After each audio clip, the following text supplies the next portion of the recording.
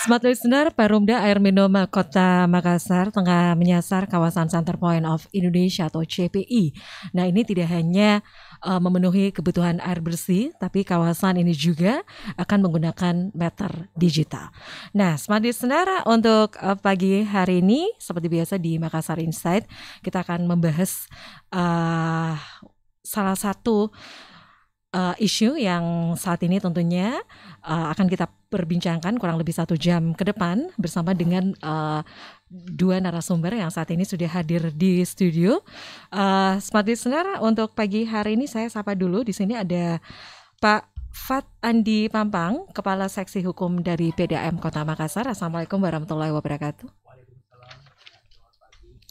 Waalaikumsalam warahmatullahi wabarakatuh. Gimana kabarnya Pak Fat? Alhamdulillah sehat-sehat. Ya, ini baik, dan untuk pagi hari ini kita juga sudah bersama dengan Ibu Insinyur Haja Nurul Hidayat. Ibu merupakan salah seorang anggota DPRD Kota Makassar ya, dari Komisi B. Ya, Assalamualaikum warahmatullahi wabarakatuh Ibu Nurul. Waalaikumsalam warahmatullahi wabarakatuh. Selamat pagi dan salam bahagia. Salam bahagia, sehat ya? Ya, alhamdulillah. Ya. Saya ke Pak Fat dulu nih, Pak Fat, untuk terima kasih ya sudah hadir di studio untuk pagi hari ini. Kalau dengar-dengar juga kemarin untuk dari PDAM Kota Makassar juga mempunyai jadwal yang cukup padat ya untuk hari ini ya. Oke, baik. Dan ya, Smart Listener, untuk pagi hari ini kita berbincang mengenai solusi pembengkakan yuran air ya. Dan seperti yang kita ataupun yang Anda tahu ya, bahwa sebagai salah satu inovasi dari PDAM Kota Makassar, PDAM ini akan menggunakan meter digital. Apakah ini menjadi solusi pembengkakan yuran air apalagi pada saat masa pandemi seperti saat ini? Dan untuk Anda juga, kami mengundang Anda untuk bisa berinteraksi ya bersama kami sekali lagi di line SMS, di line WhatsApp ya, di 0811 461011. Dan kami juga informasikan bahwa kita juga live secara audiovisual di channel YouTube Smart FM Makassar. Baik, yang pertama saya mungkin saya langsung aja ke Pak Fat. Iya, Pak Fat, sebelum kita lebih mengetahui lagi ya untuk konsep dari meter digital yang memang saat ini memang diwacanakan ya oleh PDAM Kota Makassar. Mungkin yang pertama nih, gambaran penyediaan air bersih dari PDAM Kota Makassar selama ini seperti apa? Apalagi pada saat memasuki masa pandemi seperti saat ini. Ya baik, terima kasih Pak.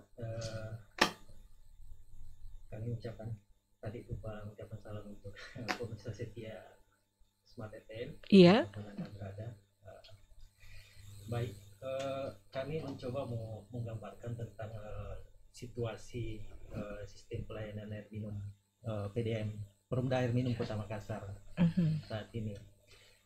Jadi sekarang ini Perumda Air Minum Kota Makassar sudah melakukan berbagai upaya-upaya dan terobosan dalam rangka menciptakan sebuah inovasi yang mungkin bisa memberikan akses dan kemudahan bagi pelanggan dan khususnya masyarakat Kota Makassar yang menjadi pelanggan air minum Perumda Air Minum Kota Makassar.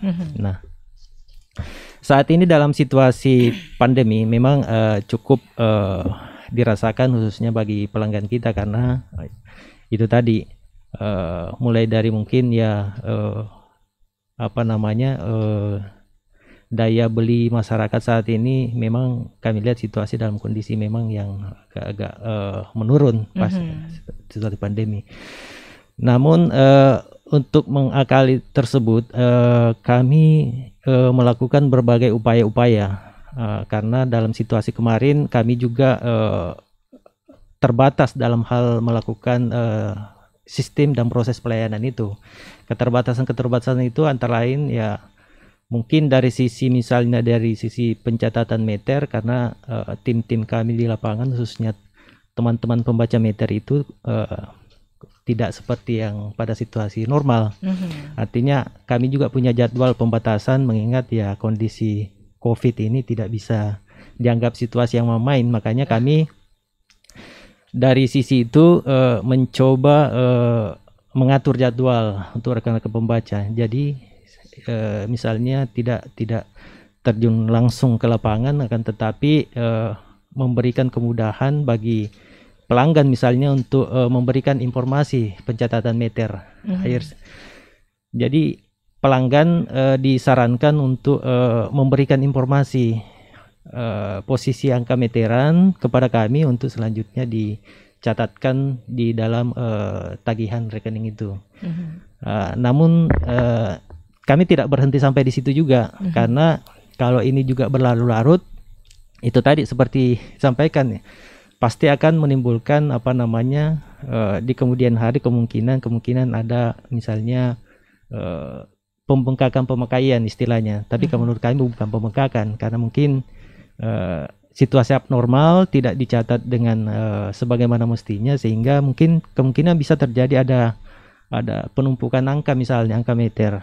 Itu yang nah sekarang ini berangkat dari situasi itu, Bu, kami sejak beberapa tahun terakhir, memang kemarin sudah memang mewacanakan hal itu. Bahkan pada periode direksi sebelumnya sudah sempat digaungkan untuk menggunakan sistem water meter dengan digital.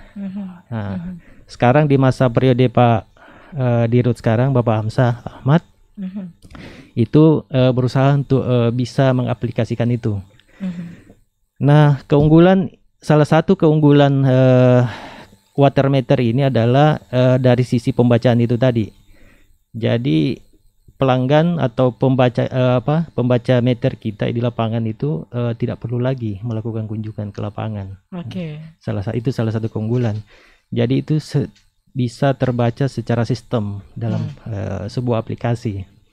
Nah, keunggulan yang lain daripada water meter itu adalah bisa menurunkan losses system. Maksudnya tingkat kehilangan air kita akan lebih mudah, lebih mudah dideteksi, karena semua diinikan dalam sebuah sistem, sehingga bisa memudahkan kita untuk mengontrol adanya tingkat kebocoran air di pelanggan itu. Iya. Baik. Tadi seperti yang diinformasikan ya, bahwa tadi Pak Fat tadi sempat mengatakan ya, sama pandemi ini kan ada yang mengeluh juga ya, ada yang menjadi masukan juga ya, mengapa tiba-tiba tagihan mereka membengkak begitu kan? Iya. Kalaupun ada masukan seperti itu, Pak Fat, mungkin solusi yang ditawarkan dari PDAM itu seperti apa? Iya, kalau dari kami Perumda, ketika ada pengaduan seperti itu, kami cross check dulu, Bu. Kami cross check ke lapangan kepastian daripada informasi itu. Karena kan ada banyak faktor juga yang menyebabkan pembengkakan. Bisa saja mungkin kemungkinan ya dari sisi pemakaian memang yang tidak terkontrol oleh pelanggan. Apalagi pada saat pandemi ini kan kebanyakan di rumah gitu ya, betul, ya. Bagaimana Ibu Nurul ya? Biasa juga dalam instalasi air dalam rumahnya itu ada kebocoran. Itu biasa penyebabnya juga, bahwa meterannya kencang mengalir, tapi dia merasa tidak memakai air banyak, padahal di atas itu ada bocor. Iya, betul. Sering itu juga terjadi. Jadi memang harus cross check lagi ya. Oke. Baik, Pak Fat, saya kembali lagi nih ya. Seperti yang diinformasikan tadi untuk penyediaan air bersih ya dari PDAM Kota Makassar sama masa pandemi ini. Kemudian untuk wilayah di Kota Makassar ini dari pembagiannya itu seperti apa sih, Pak? Untuk pendistribusian air PDAM Kota Makassar?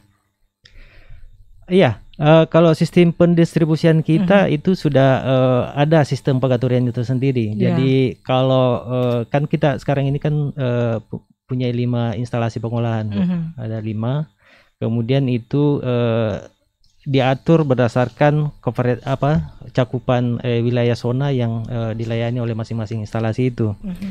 Jadi misalnya kalau untuk wilayah utara dan timur Kota Makassar itu dilayani dari instalasi IPA Panaikang, IPA 2 Panaikang yang di Jalan Urip Sumoharjo itu.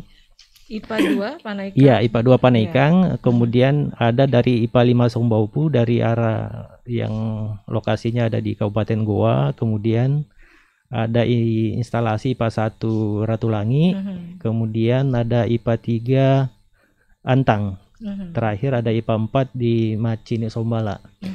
Jadi instalasi pengolahan kita itu sudah sudah dibuat dalam sebuah sistem yang bisa melayani beberapa daerah-daerah yang menjadi wilayah pelayanan kita. Ya, tapi kalau dari beberapa wilayah ini Pak Fat, biasanya wilayah mana yang agak-agak terhambat begitu untuk pendistribusian airnya? Iya, untuk kondisi saat ini kita masih mengalami kendala di daerah utara dan timur kota.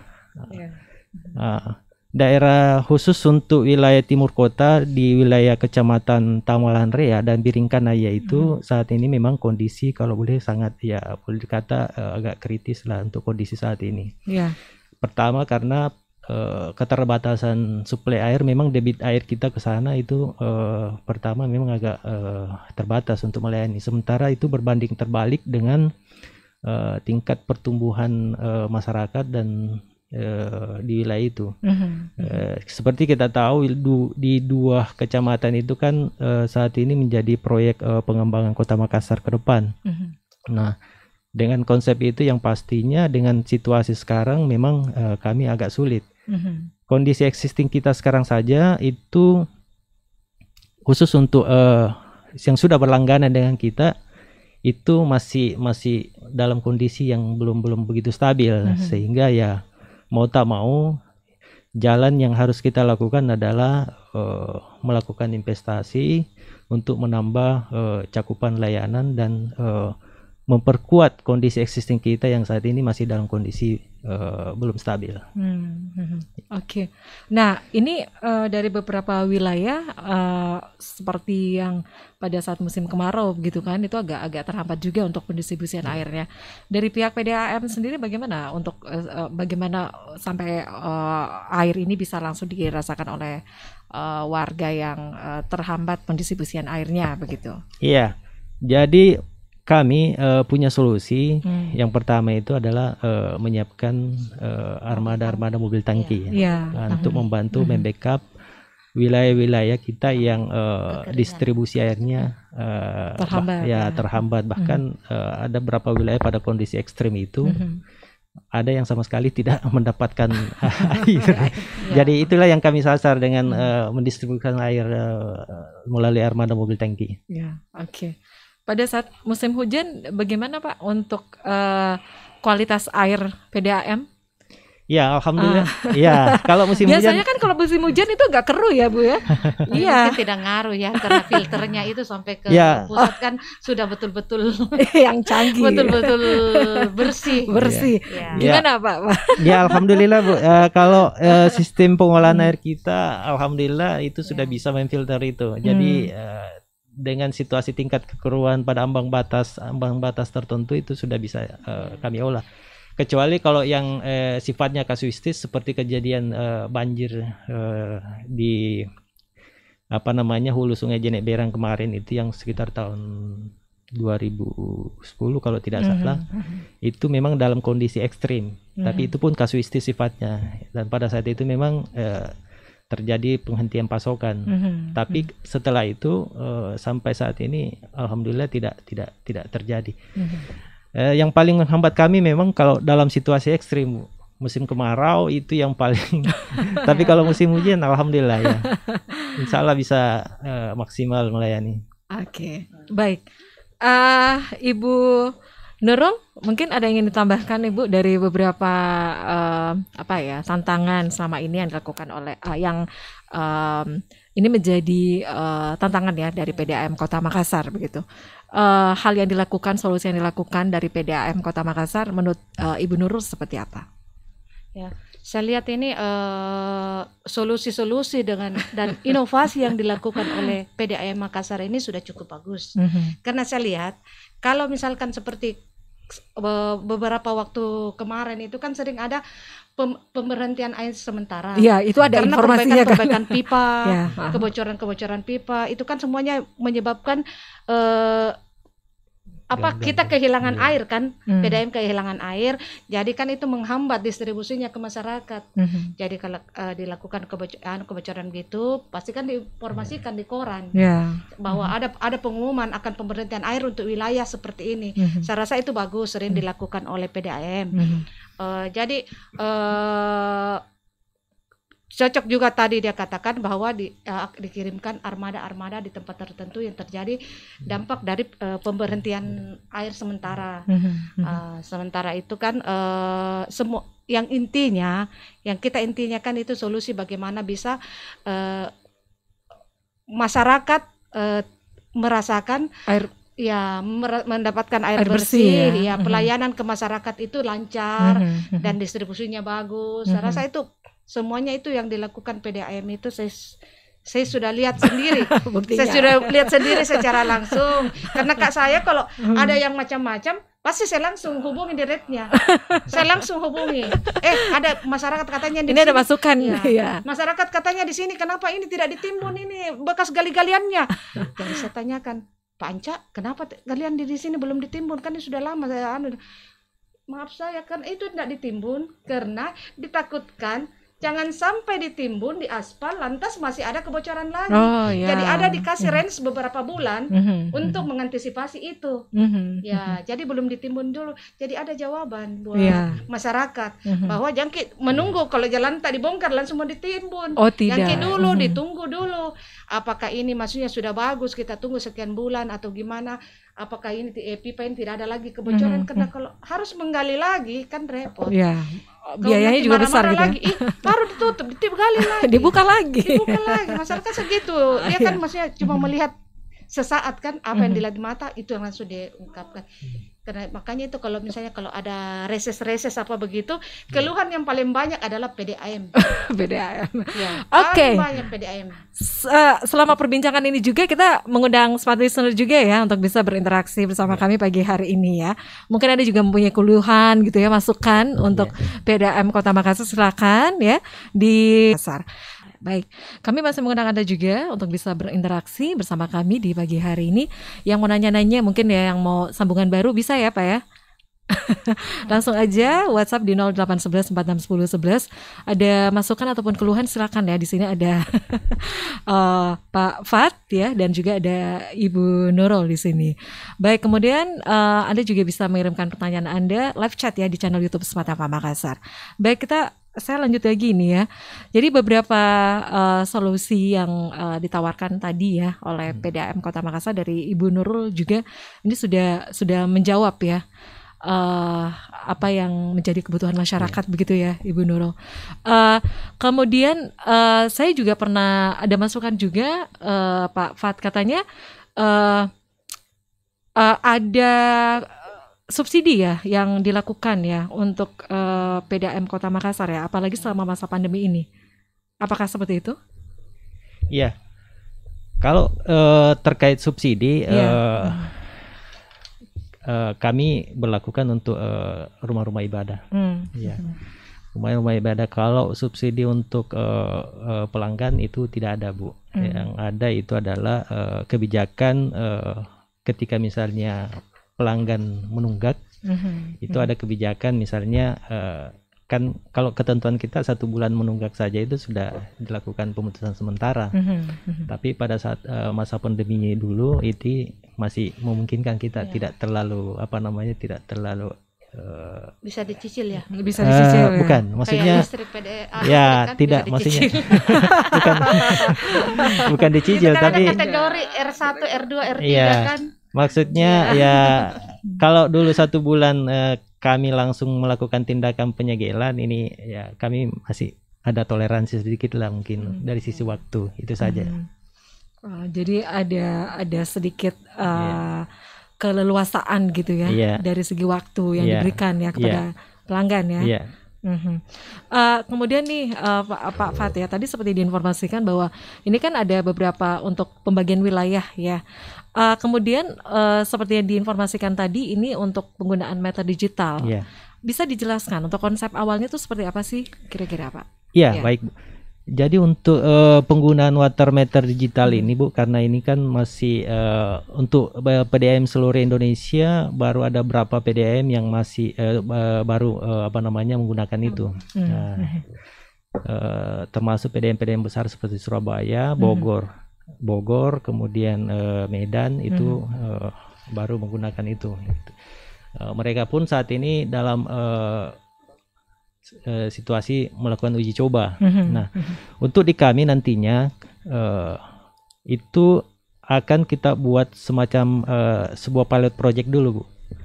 Percontohan ya percontohan. Jadi lokasi-lokasinya itu kita fokuskan dulu ke lokasi perumahan-perumahan yang perumahan-perumahan mewah. Mungkin nantinya seperti CVI, kemudian Sumarekon. Tapi selama ini untuk pendistribusian airnya itu seperti apa untuk wilayah-wilayah yang menjadi percontohan? Untuk sementara untuk wilayah itu belum tercover dengan jaringan. Jadi sementara dalam proses. Jadi nantinya itu akan kita akan kita layani dengan menggunakan sistem digital itu. Itu ke depan program kita. Nah, untuk daerah-daerah lain selain itu akan kita lakukan secara bertahap.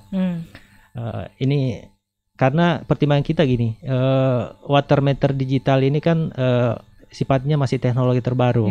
Semua PDAM saat ini dalam masa uji coba mengenai keunggulan teknologi itu. Walaupun dari sisi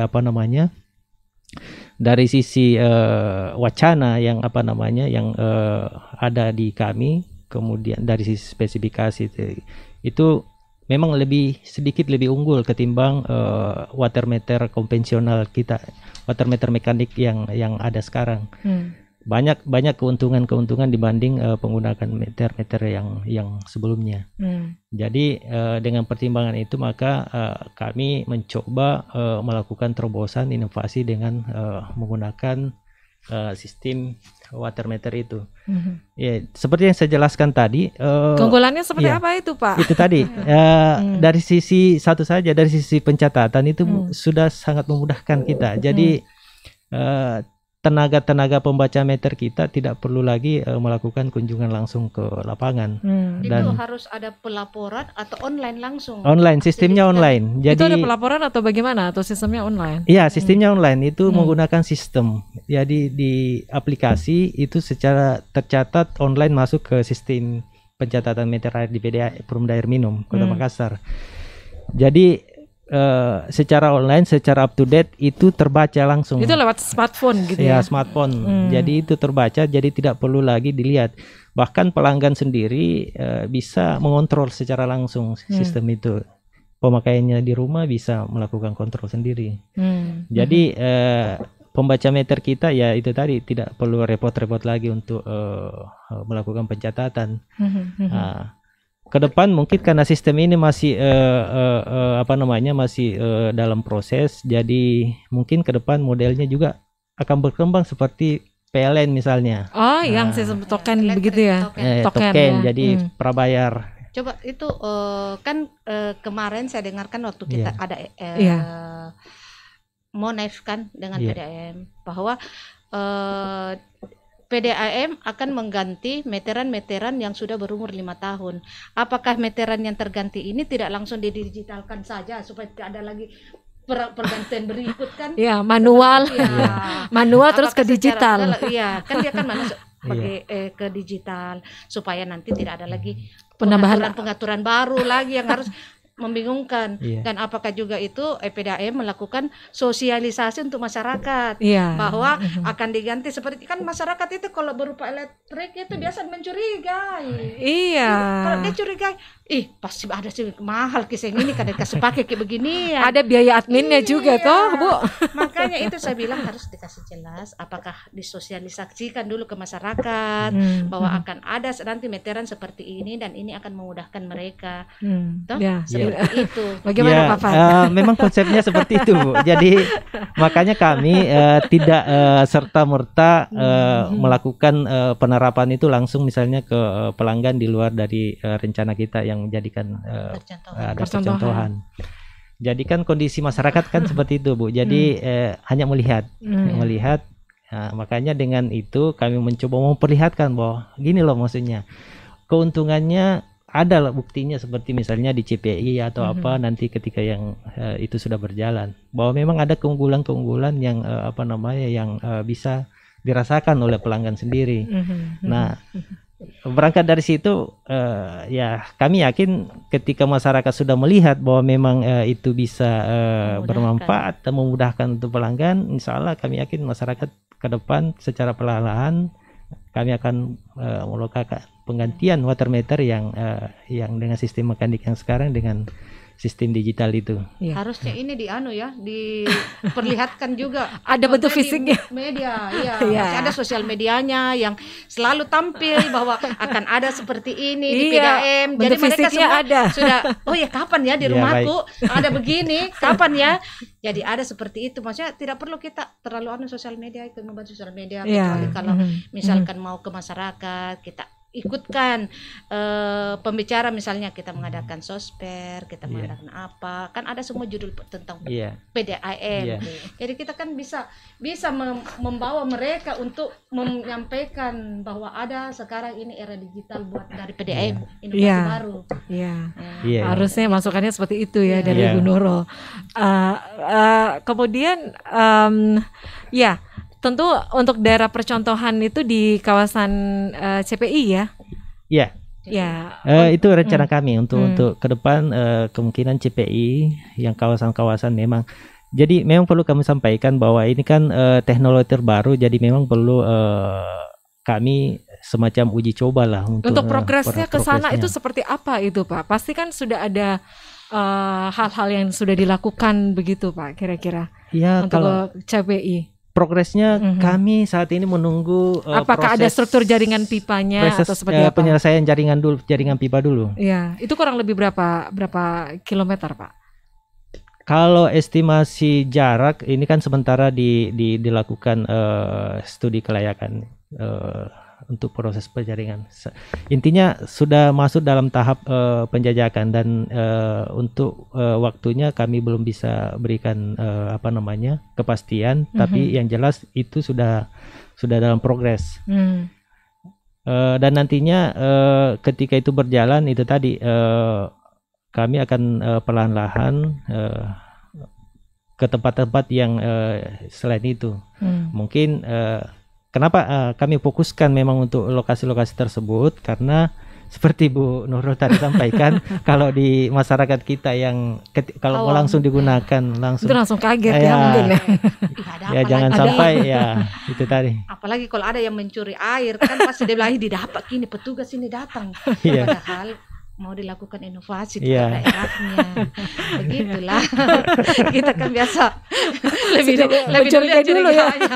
Lebih bagus mencurigai daripada tidak mencurigai, daripada menuduh. Iya. Jadi itu, memang ya untuk progresnya karena sana itu sudah ada struktur jaringan pipa gitu ya yang dibangun. Itu melibatkan pihak swasta juga kah Pak? Iya. Iya, karena kan CPI ini kan program pemerintah, jadi walaupun kerjasama dengan pihak swasta yang membangun, pastinya ada kerjasama nantinya dengan swasta. Ya, untuk kapasitas produksi di IPA Macini Sombala, apakah juga itu ada penambahan begitu Pak? Kalau IPA Macini Sombala kita sekarang ini rencana belum ada, tapi untuk rencana ke depan kita ada rencana untuk membangun IPA satu instalasi pengolahan lagi di daerah Barombong. Nah, daerah Barombong IPA baru itu yang kita programkan memang untuk mengcover wilayah CPI dan sekitarnya Barombong. Karena kalau untuk saya di Tanjung Pak, enggak ini jendak macet-macet di airnya enggak ya? Oh ya insya Allah. Kalau Barombong sudah ada berarti tidak macet-macet. Iya makanya kalau dari Barombong kan itu sumbernya dari Macini Sombala Bu. Jadi itu terhubung semua Pak Dek? Ya terhubung. Jadi kalau menggunakan dari IPA Macini Sombala lagi mau digunakan ke CPI kan pasti tidak mencukupi. Makanya program kita ke depan itu harus memaksimalkan pembuatan IPA baru. Untuk bisa mengcover semua ya kebutuhan air bersih ya. Barombong itu biar kamar mandi mereka kekurangan. apalagi air. Apalagi air. Ya. Oke, jadi sekali lagi nih ya, untuk pemasangan baru selama pandemi ini seperti apa? Iya. Iya, kalau pemasangan baru tetap berjalan. Jadi situasinya masih dalam kondisi normal. Sesuai dengan SOP kita, ya pelanggan ketika pelanggan datang untuk bermohon untuk memasang sambungan baru, tetap kita layani seperti biasa. Ya. Kalau terkait kebijakan untuk layanan sambungan baru, untuk sementara manajemen belum ada kebijakan ke arah sana. Ya. Oke. Baik, kita break lagi ya untuk sesaat ya. Ibu Nurul, ada yang ingin ditambahkan lagi? Silakan. Ya, saya rasa semua yang menyangkut untuk pelayanan masyarakat semuanya itu kita dukung. Kita dukung dan kita membantu menyampaikan ke masyarakat. Itu intinya. Ya. Janganlah PDAM bekerja sendiri. Kita sebagai mitranya juga harus bekerja untuk bagaimana mensosialisasikan sama masyarakat bahwa kita itu tidak ada niat PDAM ingin merugikan masyarakat. Karena semakin banyak pelanggan, maka semakin tinggi PAD. Jadi untuk apa kita mau tidak memperhatikan mereka? Jadi saya rasa seperti itu. Oke. Jadi untuk tema pembahasan kita, solusi pembengkakan yuran air selama pandemi, apakah ini cukup menjawab ya dengan adanya solusi ataupun inovasi ya yang ditawarkan dari Perumda Air Minum Kota Makassar ya dengan adanya meter digital ini, dan kami masih menantikan Anda juga untuk bisa berinteraksi sekali lagi di WhatsApp ya di 0811 4610 11, kemudian untuk live chat di channel YouTube Smart FM Makassar. Baik, saya lanjut lagi nih ke Pak Fat ya. Pak Fat, tadi seperti diinformasikan ya bahwa tentunya sama masa pandemi ini kan tentunya banyak tantangan ya, yang dimana ini menjadi hal yang memang harus dilakukan gitu ya, ataupun langkah-langkah yang berikutnya yang memang harus dilakukan dari Perumda Air Minum Kota Makassar. Nah, kalau selama ini untuk tantangan-tantangan yang masalah-masalah yang tentunya ini menjadi masukan ya ke PDAM Kota Makassar dari para pelanggan sendiri, mengenai apa saja itu, Pak? Iya, kalau dari pelanggan, dari sumber informasi dari pengaduan kita, paling umum itu adalah suplai air minum yang belum maksimal. Suplai air minum ya. Jadi kendala itu di daerah-daerah mana saja, Pak? Ya, seperti itu tadi yang kami gambarkan, bahwa untuk Kota Makassar ini ya wilayah utara Kota Makassar, kemudian paling utama itu daerah di 2 kecamatan di timur kota, Kecamatan Biringkanaya dan Kecamatan Tamalan Rea. Dan memang di wilayah-wilayah itu kami sadari memang kemampuan untuk mendistribusikan air ke sana memang saat ini masih dalam kondisi terbatas, karena itu terkait dengan debit air yang kami olah dan kami produksi kemudian didistribusikan itu masih dalam kondisi terbatas, artinya tidak berbanding lurus dengan jumlah pelanggan yang harus kami layani di wilayah-wilayah itu. Jadi itu kendala utamanya. Namun untuk saat ini manajemen sekarang sudah berupaya untuk menyelesaikan itu. Salah satunya adalah dengan menambah kapasitas produksi untuk bisa mengcover.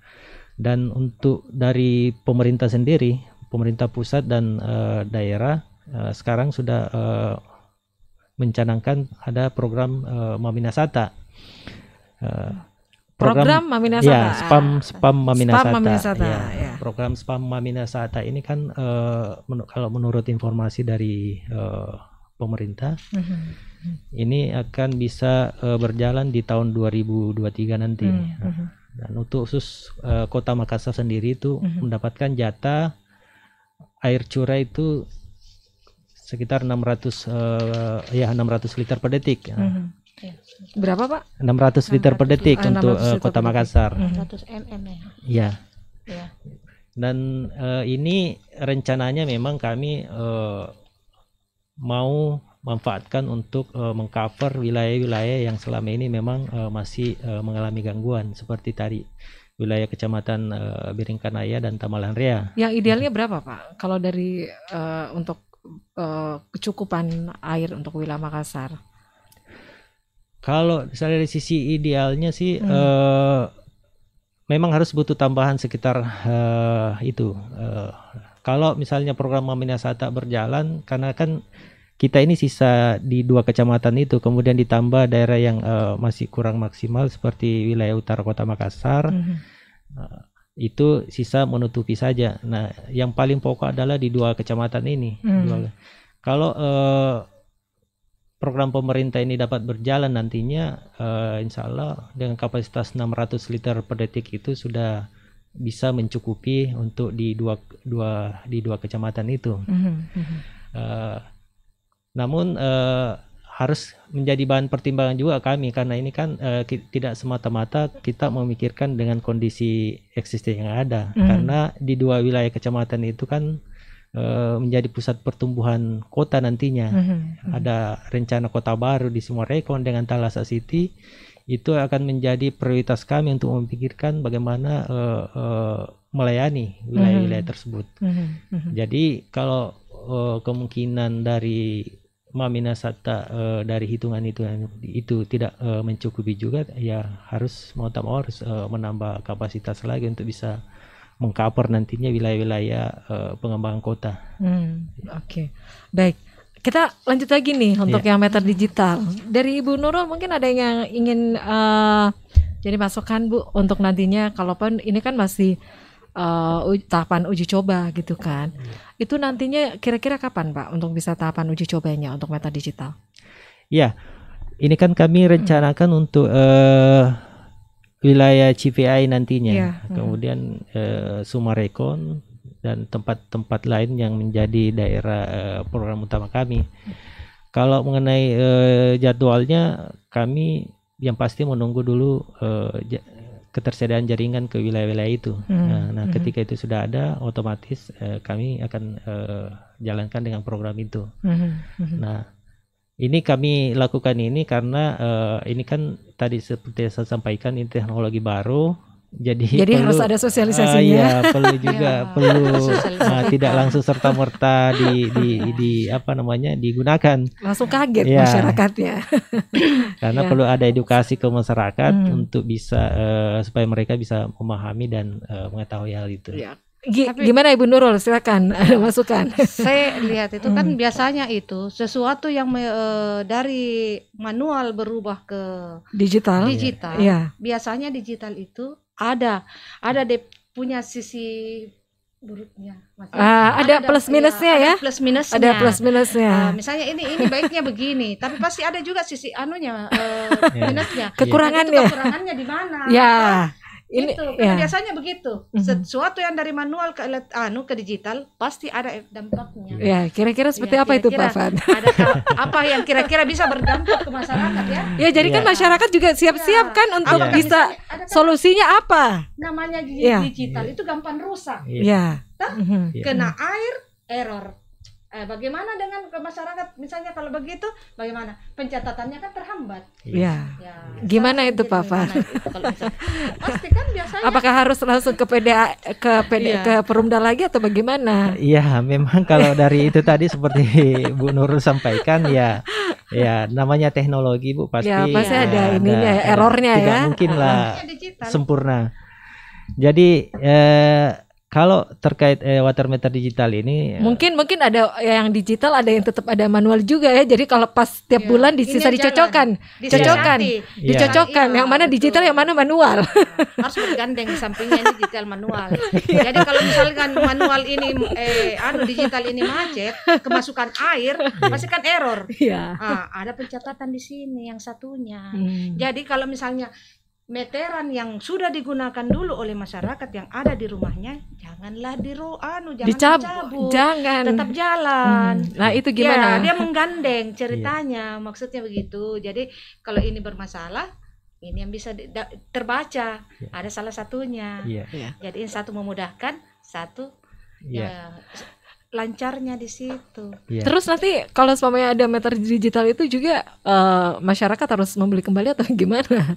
Apakah langsung difasilitasi dari PDAM? Atau digratiskan dibayar, atau bagaimana dibayar lagi? Atau ada kenaikan tarif ya? Kenaikan tarif karena kita sudah menggunakan digital. Per kubiknya berapa kah Pak kalau air? Kalau air per kubiknya itu ada ketentuannya Bu. Jadi tergantung dari golongan tarif pelanggan. Golongan tarif pelanggan kita itu bervariasi. Ada mulai dari untuk kategori rumah tangga itu ada R1 namanya, kemudian sampai R9. Itu pengkategorian tarif ini klasifikasi ini kan kita mengikuti aturan Permendagri. Dalam ketentuan itu ada pemisahan kelompok di mana pembagiannya berdasarkan tingkat R1 itu biasa rusun. Oh iya. Iya. Maksudnya bisa dijelaskan mungkin untuk pembagiannya R1 sampai R9. Oh, dilihat dari kemampuan pelanggan lagi. Ya, kita menghitung itu kan itu subsidi tarif istilahnya Bu. Jadi subsidi tarif itu per kubik berartinya dilihat lagi ya. Iya, filosofinya. Kemarin itu kan waktu pandemi kan pernah sempat R1 itu digratiskan 30 kubik selama 3 bulan kalau tidak salah. Ada dispensasi kategori gitu rumah susun. Pernah saya dengar waktu Monef Pak Anca mengatakan seperti itu. Saya kalau tidak salah dengar seperti itu. Waktu keras-kerasnya COVID ya. Itu dilaksanakan. Gimana Pak Fat? Iya, kalau terkait tarif itu ada subsidi silang istilahnya. Jadi kalau di R1 itu kan kategorinya kelompok masyarakat ekonomi menengah ke bawah sampai di posisi R3 sampai kemudian di atasnya itu R4 sampai R9 itu kita kategorikan kelompok menengah ke atas, rumah mewah. Jadi mereka diberlakukan tarif lebih tinggi daripada masyarakat ekonomi paling bawah. Jadi kalau misalnya kategori R1 misalnya harus bayar 2.000 rupiah per meter kubik, bisa jadi di R9 kategori rumah tangga mewah itu bisa membayar sampai 5.000 atau 6.000 rupiah per meter kubik. Jadi istilahnya subsidi silang. Jadi orang kaya membantu orang yang miskin kan. Jadi itu filosofinya kenapa harus ada penjenjangan pengklasifikasian tarif ini. Padahal itu R1 itu lebih banyak pemakaiannya ya dari R9 karena R9 sering tinggalkan rumah. Lebih banyak keluar rumah Bu ya. R1 deh mencuci, main-main air. Ya, inilah sebenarnya yang perlu juga kami mau coba edukasi juga ke pelanggan kita bahwa pemakaian hemat air harus bijak menggunakan air ini karena yang kemungkinan di masyarakat kita masih tertanam perilaku seperti itu bahwa air itu bukan karena namanya air minum Bu. Sebenarnya kan fungsi air minum itu untuk melayani kebutuhan pokok saja. Bukan cuci-cuci. Jadi cuci kalau mobil. Ya, di luar bukan. Untuk nyiram bunga. Apalagi tanaman hias. Intinya adalah untuk air minum. Air dimasak. Dimasak. Air minum. Jadi air minum itu sebenarnya fungsinya kan mandi cuci itu saja Bu untuk kebutuhan pokok. Di luar MBC. Betul.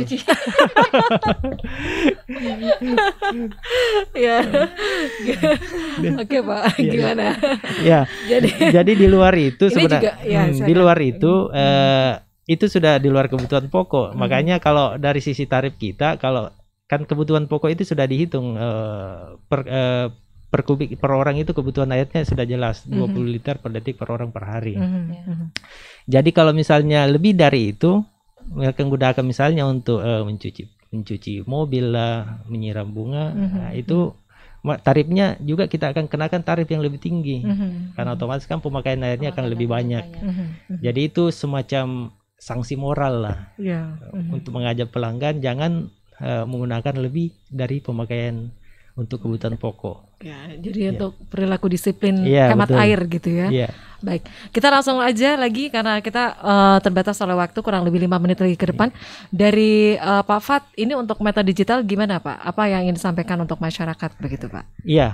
Untuk program kita ke depan terkait rencana penggunaan meter digital ini, maka kami berharap ke seluruh pelanggan kita di Kota Makassar untuk terbiasa nantinya untuk menggunakan hal ini. Jadi ke depan akan ada semacam sosialisasi sebelum melakukan itu. Jadi harapan kita PDAM bisa pelanggan kita bisa memanfaatkan water meter digital itu dan memelihara. Jangan sampai kan sifatnya water meter kita itu kan istilahnya pinjam pakaikan ke pelanggan. Sebenarnya bukan milik pelanggan tapi milik PDAM, tetapi dalam pelaksanaannya di lapangan pelanggan kita diharapkan untuk menjaga merawat itu. Jadi dipinjamkan nanti ya. Jadi nggak usah beli. Nggak usah beli. Tapi kalau misalnya penggantian meteran itu kan sudah include di pembayaran rekening air pelanggan tiap bulan. Jadi ketika misalnya rusak dalam situasi normal, maksudnya tidak terjadi diganggu atau dirusak dengan sengaja, itu PDAM akan mengganti dengan biaya gratis. Akan tetapi kalau misalnya water meter itu ada kesengajaan, kesengajaan, ada prosedur kita, mungkin ada sanksi terkait dengan itu.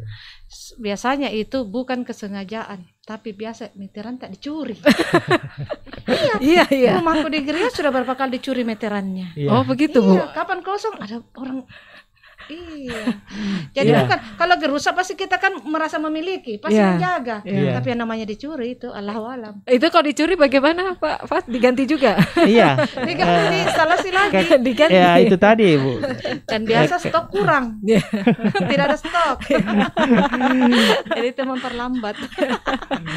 Jadi kami berusaha mengedukasi pelanggan kita bagaimana caranya menjaga water meter itu. Contoh kayak Bu Nurul tadi bilang, kalau misalnya rumah kosong, ya mungkin dilaporkan ke kami bahwa itu rumah dalam kondisi kosong, sehingga mungkin kita bisa lakukan pemblokiran sementara supaya untuk menjaga kemungkinan adanya aksi-aksi pencurian. Oke. Baik. Betul juga itu. Ya. Dari Bu Nurul apa yang ingin ditambahkan Bu? Silakan. Kalau saya seorangnya sering suka menyoroti, mencari dampak-dampak kemungkinan itu, jangan sampai itu terjadi. Kita sudah punya jawaban, mendengar langsung dari Bapak, begitu. Jadi saya rasa kalau memang ini era digitalnya, ya seperti saran saya tadi. Kalau di era digital ini kita lakukan sosialisasi ke masyarakat, dan kedua kalau bisa maksudnya kita harus antisipasi apabila ini terjadi kerusakan, itu akan mempengaruhi penggunaan airnya kita kan dengan pencatatannya yang salah atau ke error gimana. Dan kedua, saya juga anukan ke masyarakat yang sering merasakan bahwa kenapa saya kenaikan air itu terlalu tinggi. Yang biasanya saya bayar cuma 100.000 jadi 800.000, 800.000. Ada keluhan banyak masuk juga sama saya seperti itu.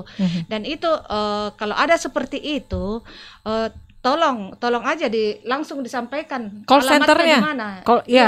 Langsung sampaikan alamatnya di mana, foto anunya di mana. Pasti akan pihak PDAM pasti akan cepat turun menanggapi. Karena kita kan bukan mau kalau orang Makassar bilang mempacik tidak, justru kita semakin banyak pelanggan, semakin tinggi PAD, semakin banyak hal yang bisa dilakukan inovasi baru di PDAM.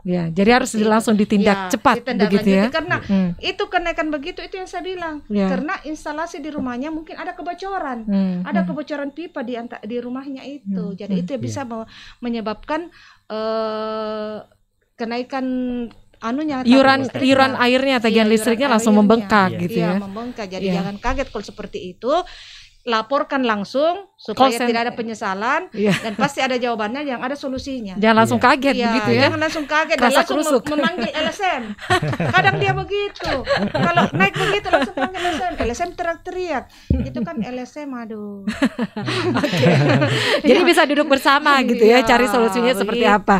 Nah, untuk call centernya, untuk kejadian-kejadian seperti yang diinformasikan oleh Bu Nurul tadi, untuk call center dari PDAM, silakan. Iya, jadi kami informasi melalui forum ini juga kami sampaikan ke pelanggan setia kami, Forum Daerah Minum Kota Makassar. Nah, kalau ada misalnya yang ingin disampaikan pengaduan ke kami, bisa disampaikan melalui HP, nomor HP dan WA. di nomor 0811 415 2888. Bisa juga lewat telepon 0411 876 777. Iya, dengan melalui telepon insya Allah kami dalam posisi stay 1x24 jam untuk merespon setiap pengaduan itu. Oke. Mas Erni tambahkan Bu, cukup ya? Saya secukup. Jadi sekali lagi tadi ya, mudah-mudahan sudah dicatat ya untuk nomor call center dari Perumda Air Minum Kota Makassar. Kita terbatas oleh waktu, sekali lagi terima kasih untuk Pak Fat sudah hadir di studio, kemudian juga Ibu Nurul. Terima kasih Bu. Terima kasih Terima kasih kembali. Kalau ada salah bicara. Sehat-sehat ya Bu semuanya ya Pak Fat juga. Iya. Bicaranya. Dan waktu diulang lagi ya. Spontan saja. Kalau mau senang, kalau mau senang ya menyampaikan kritikan yang membangun gitu ya. Oke. Baik, sekali lagi terima kasih ya untuk Pak Fat Andi Pampang, Kepala Seksi Hukum ya dari Perumda Air Minum Kota Makassar. Sekali lagi terima kasih. Kemudian Ibu Insinyur Haja Nurul Hidayat dari Komisi B DPRD Kota Makassar. Terima kasih. Ya, dan Smart Listener untuk siaran rekaman dari siaran ini Anda juga bisa melihatnya di channel YouTube Smart FM Makassar. Baik, terima kasih sekali lagi semua narasumber dan Smart Listener dari lantai 3 Gedung Tribun Timur Makassar. Saya Mirza Arianti pamit. Selamat siang. Assalamualaikum warahmatullahi wabarakatuh. Waalaikumsalam warahmatullahi wabarakatuh.